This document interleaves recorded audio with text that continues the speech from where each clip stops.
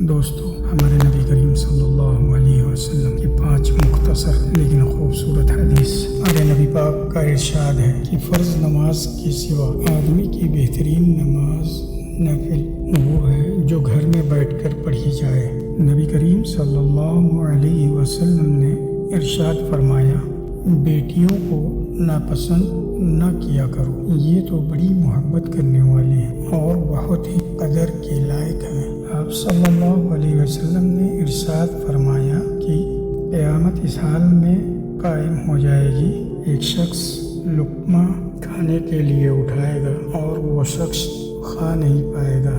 آپ نے ارشاد فرمایا کہ فجر کے وقت اندھیرے میں چل کر مسجد میں آنے والوں کو قیامت کے روز مکمل نور کی خوشخبری سنا دو۔ اور ہمارے نبی کریم صلی اللہ علیہ وسلم نے ارشاد فرمایا کہ جب میرے دل پر غبار سا چھا جاتا ہے تو اس کیفیت کے ازالے کے لیے تو میں ایک دن میں 100 مرتبہ استغفار کرتا ہوں۔